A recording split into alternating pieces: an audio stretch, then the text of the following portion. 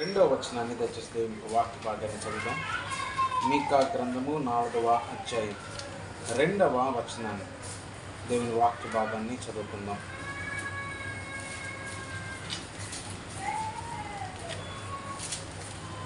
మీకా గ్రంథము 4వ అధ్యాయం 2వ వచనం.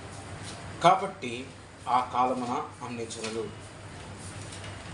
వచ్చి సియోనులో నుండి ధర్మశాస్త్రమును, యెరూషలేము నుండి యెహోవా వాక్కును బయలు వెళ్ళును. దేవునికి మహిమ కలుగును కాక. ఏం వెళ్ళబోతుంది సియోనులో నుండి అంటే, మొట్టమొదటిగా పరిశీలన చేస్తే సియోనులో నుండి ధర్మశాస్త్రం వెళ్ళబోతుందంట. ఎక్కడి నుంచి? సియోను ప్రాంతం నుంచి. సియోను పర్వత శ్రేణులు. ఆ సియోనులో నుండి ఏమి బయటికి రాబోతుందంటే, యెహోవా ధర్మశాస్త్రము బయటికి రాబోతుంది. సియోనులో నుండి ధర్మశాస్త్రం బయటకు వస్తుంది. ఎందుకు ఆ ధర్మశాస్త్రం వస్తే ఏంటి అంటే, ధర్మశాస్త్రం గురించి కొన్ని ప్రాముఖ్యమైన విషయాలు బైబిల్ గ్రంథంలో లిఖితములయ్యాయి. దేవునికే మహిమ కలుగును కాక. మనం జాగ్రత్తగా పరిశీలన చేస్తే యెహోషువ గ్రంథం 22వ అధ్యాయము 5వ వచనాన్ని చూద్దాం. యెహోషువ గ్రంథము 22వ అధ్యాయం 5వ వచనాన్ని దేవుని వాక్యం చదువుకుందాం. యెహోషువ గ్రంథం 22వ అధ్యాయం 5వ వచనం.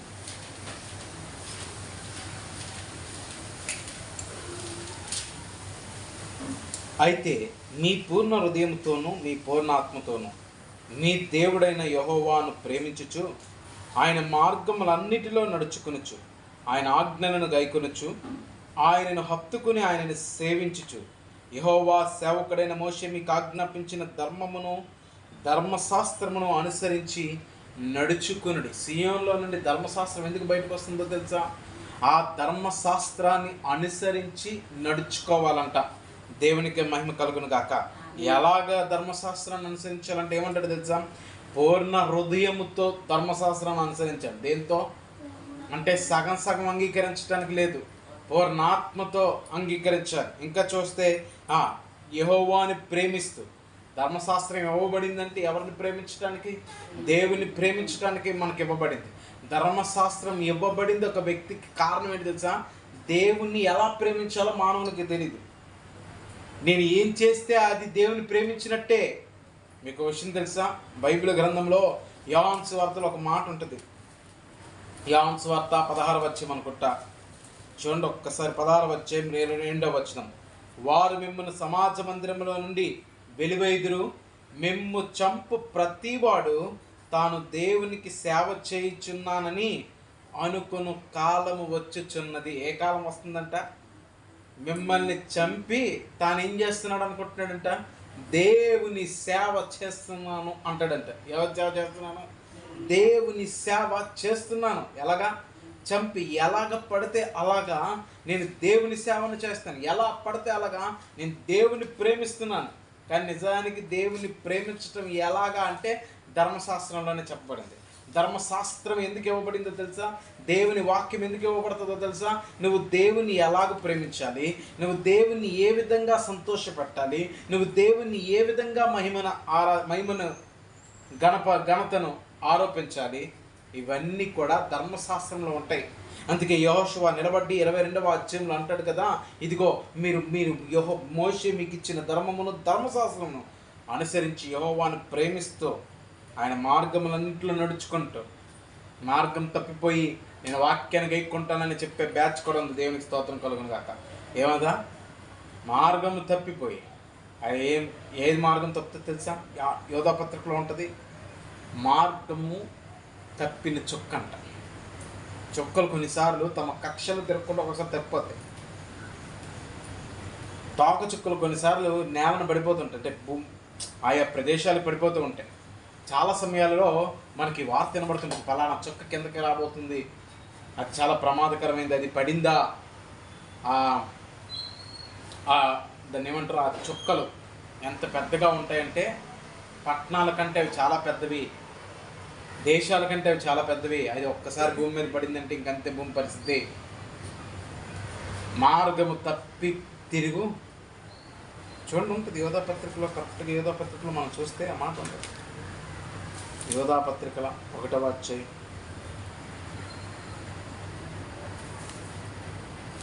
మార్గము తప్పి తిరుగు చుక్కలుగాను ఉన్నారు. యోధా పత్రిక 13వ వచనంలో ఈ మాట రాయబడి ఉంటుంది. మార్గము తప్పి తిరిగి దేవుని ధర్మశాస్త్రం నేను గైకుంటున్నాను, దేవుని ధర్మశాస్త్రాన్ని అనుసరిస్తున్నాను. మేమండి మా ఇంట్లో మా కుటుంబాల్లో ధర్మశాస్త్రాన్ని అనుసరించటంలో ఎటువంటి దానికి ఏమంటారు భేదాభిప్రాయాలు లేవండి. మేము ధర్మశాస్త్రం అనుసరించట్లో నికాసైన నిఖచ్చితమైన ఉంది. బైబిల్ గ్రంథంలో మాట ఉంది, ఇక మీదట మీరు అన్ని జనుల వల్ల నడుచుకుని వద్దంటే కేవలం మనం అనుజనులుగా నడుచుకుంటాం. వద్దు అని చెప్పిన మాటకే నువ్వు బైబిల్లో రాసావు కానీ నా ఇష్టం నాది. కానీ దేవస్తోత్రం ప్రభా, దేవుడికి ఎంత తిక్కరేగుతుంటుందో ఒక్కొక్కసారి. అందుకే అంటాడు, మీ నీతి క్రియలేనియో నా దృష్టికి ఏమైపోయాయంట, మురికి గొడ్డ అయిపోయింది. ఏ గొడ్డ? బైబిలే చెప్పింది, మీ నీతి క్రియలు నా దృష్టికి మురికి గొడ్డ వలన. ఆయన చాలా దినాలు దాని గురించి నేను తబ్బిబ్బైపోయాను. నీతి క్రియలు మురికి గొడ్డ ఎందుకు అంటే స్వార్థం. అంటే నాకు నచ్చిన మార్గంలో నేను నడుస్తాను, కానీ నాకు నచ్చినట్లుగా ఉంటాను, కానీ నేను మాత్రం దేవుని స్తోత్రం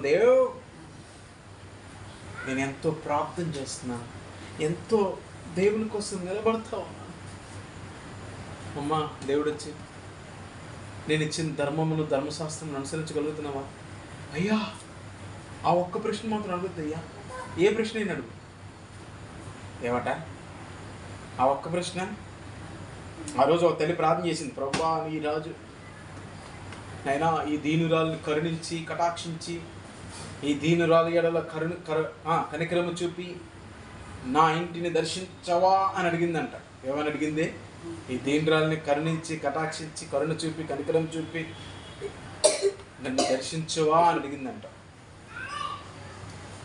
అడిగితే యేసయ్య అన్నాడంట, అమ్మా రేపు నీ ఇంటికి నేను వస్తున్నాను అన్నాడంట. ఏమన్నాడు? వస్తున్నాను. అసలు రేపు వస్తున్నాడు యేసయ్య అంటే ఎలా ఉంటుంది? ఈ రాత్రి నిద్ర ఉంటుందా? ఏదైనా కొత్త ప్రదేశానికో లేకపోతే కొత్త పనికి వెళ్తున్నారనుకో, ఆ పని ఎలా ఉంటుంది, ఆ పనిలో ఏం జరుగుతుంది, ఆ పనిలో మనం ఎక్కడి నించోవాలి, ఆ పనిలో ఈరోజు వైజాగ్ వెళ్తున్నాను అన్నారు, చాలా కాలమైంది వైజాగ్ వెళ్ళి, అంతే ఈ రాత్రి నేను నిద్రపోలేదు. అది వెళ్ళి వచ్చిన తర్వాత మీరు ఏం ఉండదు, అసలు అక్కడికి వచ్చిన తర్వాత ఏంటి ఉండదు, కానీ టెన్షన్. ఆడికి వెళ్తే ఎక్కడ కూర్చుంటాం, ఎలా నించుంటాం, ఎలా అడిగిందంట తల్లి. అడిగితే దేవుడు అన్నాడంట, రేపు వస్తున్నానమ్మా నీ దగ్గరికి. ఎక్కడికి ఎప్పుడు వస్తానంట? రేపు వస్తానన్నాడు. కొన్నిసార్లు ప్రభా ఈరోజు వచ్చిన బాగుంది, ఆయన ఈరోజు రాకపోవడమే మంచిది ప్రభా, ఎందుకంటే రేపు వస్తానమ్మా కాబట్టి. ఈరోజు అంటే హుట్టిన నేను కష్టపడి ఏది చేయలేకపోవచ్చు నీకు, కానీ రేపు వస్తే అన్నీ సిద్ధం చేసుకుని దైవజనుడు ఎందుకు చెప్తారు, పలానా రోజు వస్తున్నానమ్మా మీ ప్రాంతానికి, పలానా రోజు వస్తున్నానమ్మా నీ కుటుంబానికి, పలానా రోజు అది చెప్తానమ్మా అనుకనే అప్పుడు అందరినీ పోగేసుకుంటాం. ఏం చేస్తాం? మంచి మంచి వంట వండితే ఆ రోజు దేవుడు మనకు సమృద్ధినిస్తే చక్కగా బిర్యానీ రైస్ వండుతాం, చికెన్ వండుతాం, సాంబార్ పెరుగు అన్ని రకముల వంటకములు అక్కడ సిద్ధం చేస్తాం.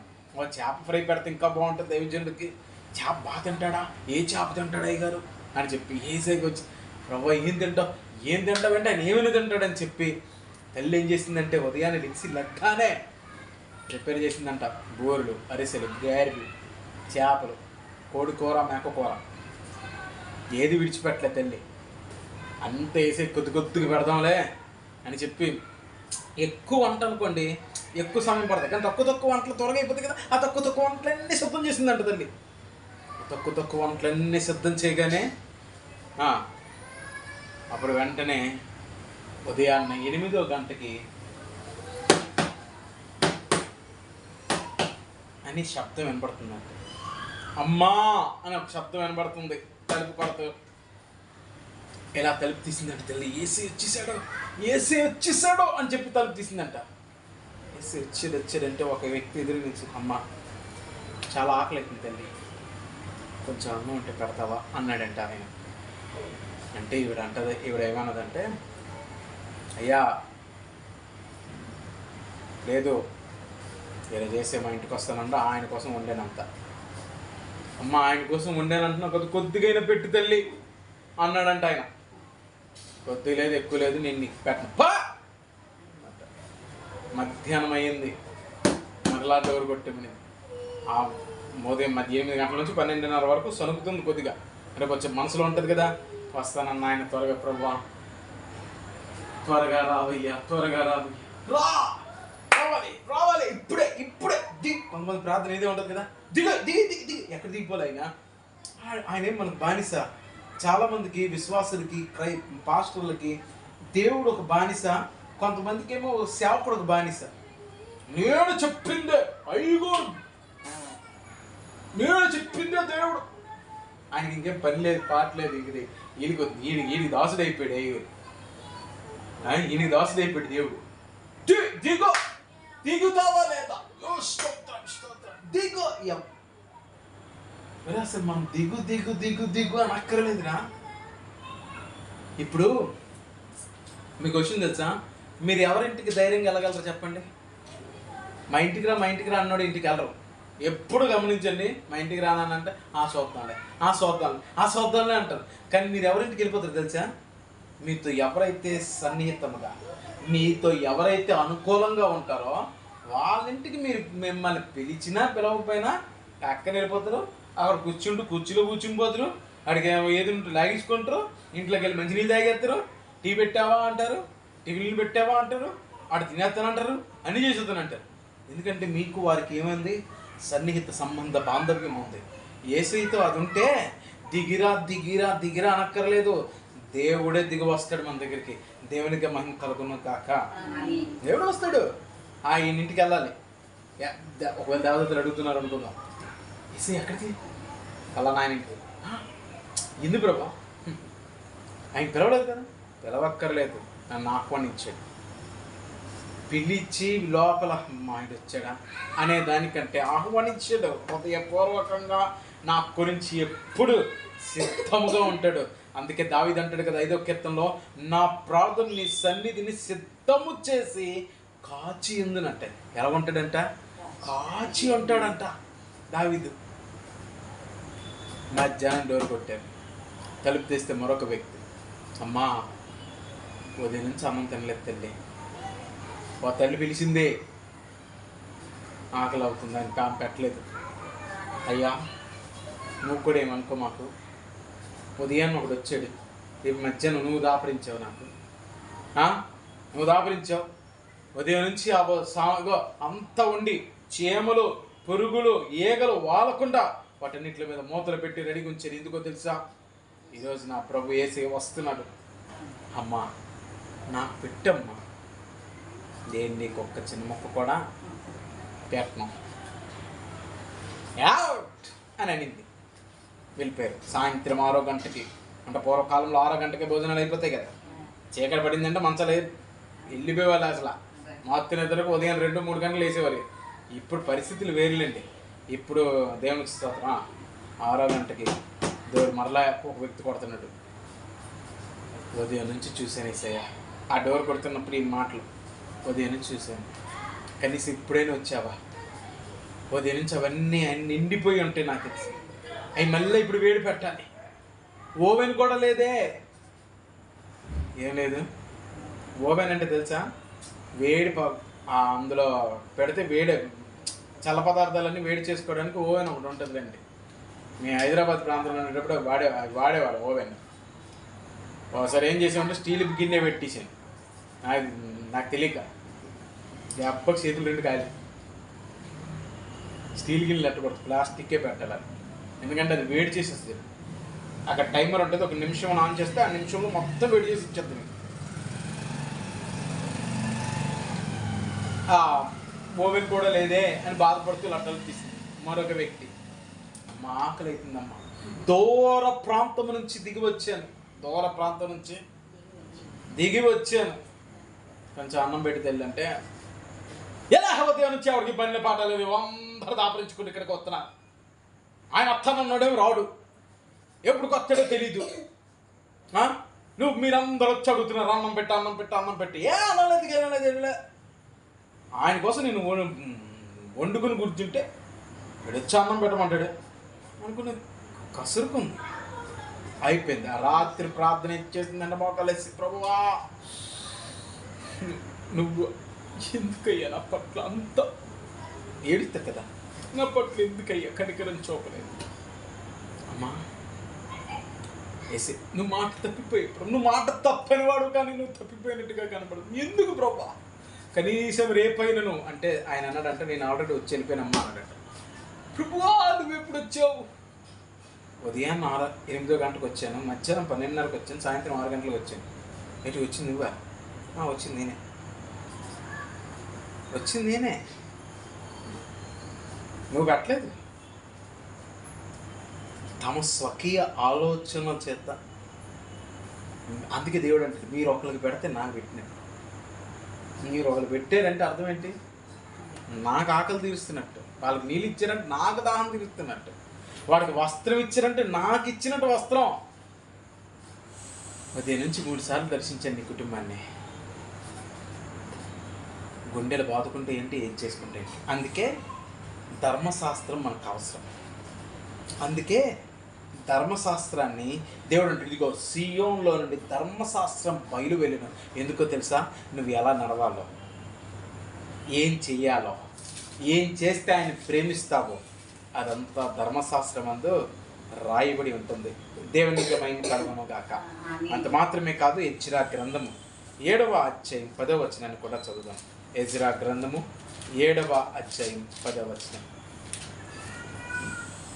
ఎజ్రా యెహోవా ధర్మశాస్త్రమును పరిశోధించి దాని చొప్పున నడుచుకున్నటకును ఇశ్రాయేలుకు దాని కట్టలను విధులను నేర్పుటకును దృఢ నిశ్చయము చేసుకున్నాను. ఎజ్రా లాగా అందరూ బ్రతకాలి. ఎందుకు ఈ మాట నేను అంటున్నానంటే బాగా వినండి మాట. ఎజ్రా ఏమన్నాడు తెలుసా? యెహోవా ధర్మశాస్త్రమును పరిశోధించి. పిల్లలు ఇటు వినాలి. రే ఏం చేస్తున్నావు నాన్న పుచ్చుకన్నా నువ్వు? ఇప్పుడు ఆ రాత ఖాళీ సమయంలో రాయాల్సిన రాత ఇప్పుడు రాయకూడదు. ఇప్పుడు చాలా జాగ్రత్తనండి. ఏమంటున్నాడు? యెహోవా ధర్మశాస్త్రమును ఎలాగంట పరిశోధించి. ఈ మాట గుర్తుపెట్టుకోండి. పరిశోధించినప్పుడు ఏ సమయమున ఏ సందర్భమున ఏమి చెయ్యాలో ధర్మశాస్త్రంలో చాలా క్లారిటీగా ఉంటుంది. మనం ఏం చేస్తాం తెలుసా? ఒక్కదానినే అన్నిటికీ ఆపాదించేస్తాం. అదే మనతో తలకాయ నొప్పి. నీ భక్తి గురించి మాట్లాడు అని నేను అన్నాను అనుకో, మా భక్తి బాగానే ఉంది, మా ఎందుకు వచ్చింది, నా భక్తి బాగానే ఉందో లేదు చెప్పు. ఈ పరిచర్య చేయండి అంటే మేమందరం కలిసి పరిచర్య చేస్తాం. అది సందర్భం మారుతుంది. అక్కడ సందర్భం ఏమిటి, అక్కడ ఉన్నటువంటి సమయం ఏమిటి, ఆ సమయం ఎటువంటి సమయమో, ఆ సమయంలో ఆ సందర్భంలో ఎలాగ వ్యవహరించాలో ధర్మశాస్త్రాన్ని అలాగ పరిశోధించాలి. ఇప్పుడు ధర్మశాస్త్రాన్ని ఏం చేయాలి చెప్పండి అమ్మ? అలాగ పరిశోధించాలి. సమాధాన బలి అర్పించాల్సిన సమయమున నైవేద్య బలి అర్పిస్తానంటే కుదరదు. నైవేద్య బలి అర్పించాల్సిన సమయమున సమాధాన బలి అర్పిస్తానంటే కుదరదు. దేని నియమము దాని. అదేంటది, నేను నైవేద్య బలి చేశాను కదా, ఈరోజు కూడా నైవేద్య బలి చేయాలి కదా, కుదరదు. ఈరోజు సమాధాన బలి వాళ్ళకు ఒక నియమం ఉంటుంది. ఎవరైనా పుడితే ఒక 1/2 తుల వెండి తీసుకొచ్చి దేవుని మందిరంలో ఇవ్వటం. ఎలాగా? కానీ ఇప్పుడు ఏమన్నారంటే పుట్టిన తర్వాత అలా కాదులే, పెద్దయిన తర్వాత ఇస్తానంటే కుదరదు. ఎప్పుడు ఇవ్వమన్నారు, ఏ సమయంలో ఇవ్వమన్నారు, ఎక్కడ ఇవ్వమన్నారు, ఎవరికి ఇవ్వమన్నారు, ఎలాగ ఇవ్వమన్నారు, ఇదంతా పరిశోధన. అసలు దేవుని ఆరాధించేటప్పుడు ఎలా? ఇప్పుడు పరిశోధించడం అంటే ఏంటి చెప్తాను. బైబిల్ గ్రంథంలో ఒకటి ఉంటుంది, బోరల గురించి ఒక మాట ఉంటుంది. ఆ బోరల గురించి మాట 10వ అధ్యాయం, సంఖ్యాకాండం 10వ అధ్యాయంలో బోరల గురించి మాట ఉంటుంది. చాలా జాగ్రత్తగా వినండి. యెహోవా మోషేకు ఇలాగ సెలవిచ్చాను, నీవు 2 వెండి బోరలు చేయించుకునము, నగీషు పనిగా వాటిని చేయింపవలెను. అవి సమాజమును పిలుచుటకును సేనలను తరలించుటకును నీకుండవలని. ఊదువారు వాటిని ఊదినప్పుడు సమాజం ప్రత్యక్ష గుడారం ద్వారం ఎదుటికి నీ వద్దకు కూడి రావాలని. వారు ఒకటే ఊదిని ఎడల, అంటే రెండు ఉన్నాయి కదా, ఇప్పుడు రెండిట్లో ఒకటే ఊదినప్పుడు ఏం చేయాలి? ఒకటే ఊదిని ఎడల ఇశ్రాయేలు సమూహములకు ముఖ్యులైన ప్రధానుల నీ వద్దకు కూడి ఒక్కటే ఊదితే, బోర ఆ వెండి బోర ఒక్కటే ఊదారనుకో, ఇశ్రాయేల్లో ప్రధానులైనటువంటి వాళ్ళు మాత్రమే రావాలి. కానీ అలా కాదు.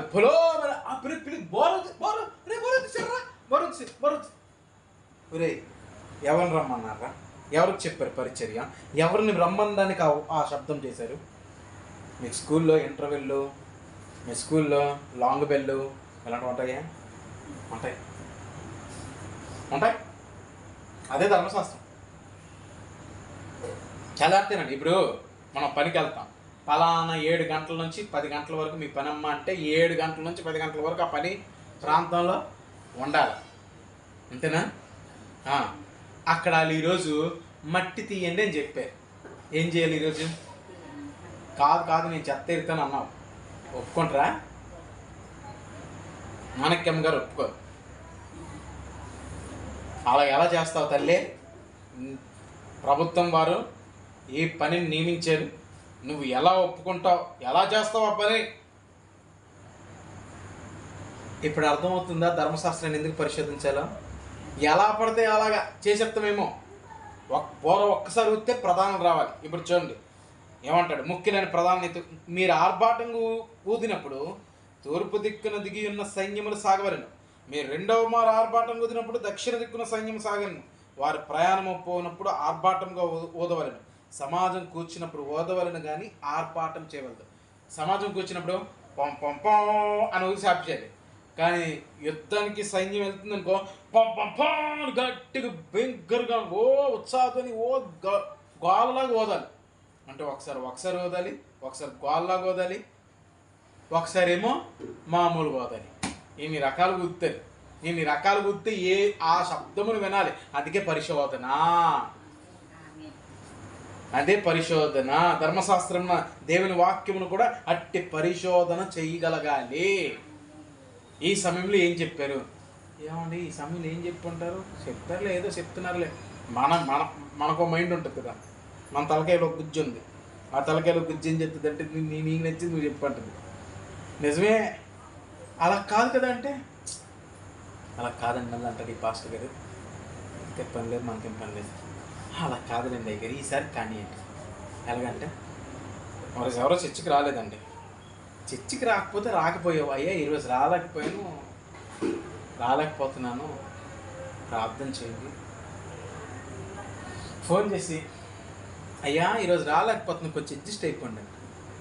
దేనికి అడ్జస్ట్ అవ్వాలి? ఆయన ఎదుక్కుంటున్నాడు దేనికి రిజిస్ట్ అవ్వాలి అని. అంటే నేను రావట్లేదు కదా అంటే ఈరోజు నీకు కాను తక్కువ వస్తుంది, ఒక 20 రూపాయలు 30 రూపాయలు కాను తక్కువ వస్తుంది. అదే దేనికి అడ్జస్ట్ అవ్వాలి? లేకపోతే నీకు జనాలు ఒక 20 మంది కనబడాలి, 18 మంది మాత్రమే ఈరోజు కనబడతారు కనుక అడ్జస్ట్ అయిపో. దేనికి అడ్జస్ట్? ఎవరు అవ్వాలి? మీరు అడ్జస్ట్ అయిపోండి. దేనికోసం? నీకోసం మేము పడిగాపులు కాసుకుంటూ లేదు, వచ్చిన వారితో దేవుని వాక్యం దేవుని ఆరాధన ముందుకు సాపలతో వెళ్ళిపోతుంది. ముందుకు ఖాళీ స్థలం ఉంటే ఆ స్థలంతోనే ముందుకు వెళ్ళిపోతుంది.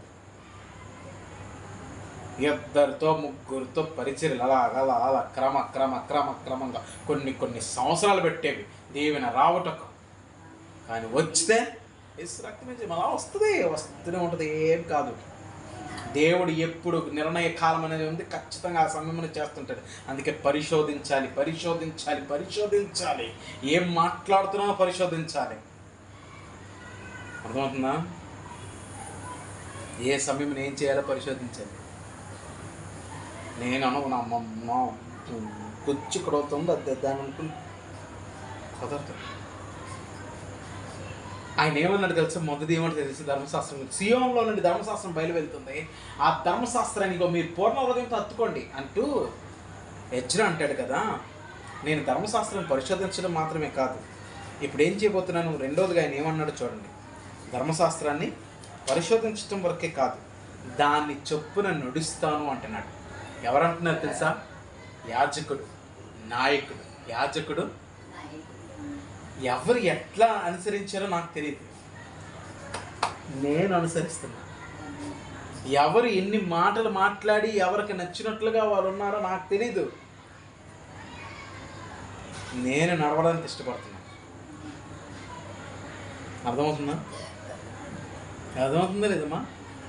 ఎవరు ఎట్లా నడిచాడో, ఎవరు ఏ మాట చెప్పారో, ఎవరు ఎలాగ నడిచారో కాదు, నేను ఈ విషయంలో ఆయన అంటాడు కదా, నేను ధర్మశాస్త్రాన్ని పరిశోధిస్తాను, దాన్ని చొప్పున నడుస్తాను.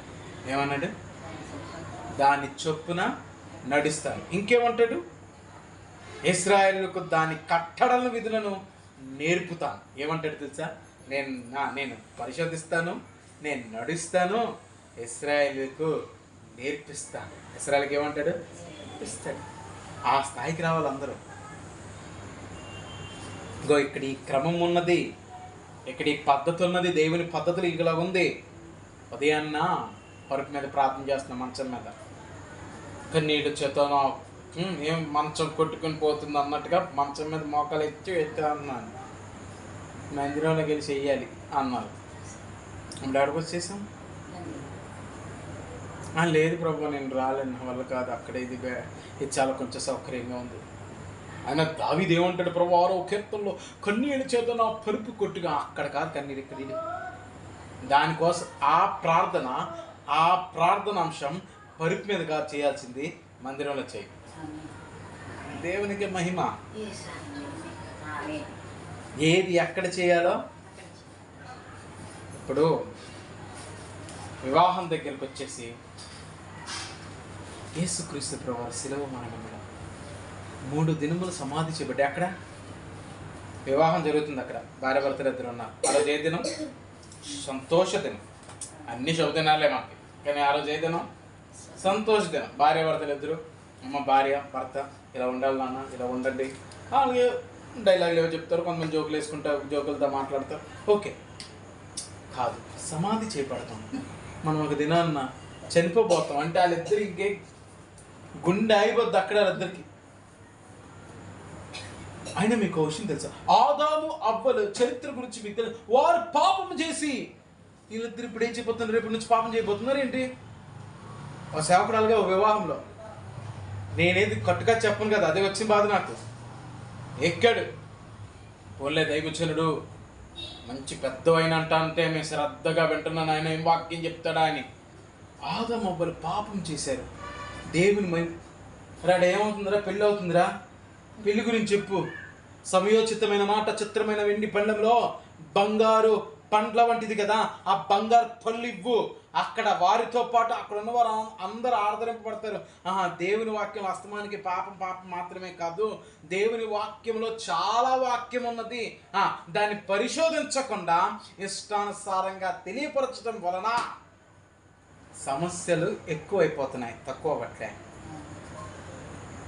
అక్కడ చెప్పాల్సింది 2 రెళ్ళు ఎంత అంటే 4 అని చెప్పాలి, కాదు 2, 3, 4 అని చెప్తే టీచర్ కొడుతుంది. అది జరుగుతుంది ప్రస్తుత పరిస్థితుల్లో, కొన్ని సమయాల్లో, అన్ని సమయాలను కొంతమంది చెప్పారు. అక్కడ జరుగుతుంది సంతోష దినం, సంతోషంగా చెప్పు వాక్యం. హెచ్చరికలు చేయి భార్య భర్తలు ఇద్దరికి, కొంచెం సంతోషంగా అందరు నవ్వుకున్నట్టు. అరే పిల్లయ్యా సేవకుడు వచ్చారు, చక్కగా చెప్పారు, చాలా బాగున్నాయి మాటలే. ఆ ఒక్క మాట ఒక్కరి జీవితంలో, ఎవరి మాట ఎప్పుడు ఎలా తగులుతుందో తెలియదు. ఒక్క మాట ఎప్పుడు ఎవరి జీవితంలో ఎలాగ కార్యాన్ని చేస్తుంది. ఎందుకంటే దేవుని వాక్యము హృదయములోకి చొచ్చుకుపోయేది. దేవునికి స్తోత్రం. ఎటువంటి మూలుగుల కంటే కృప,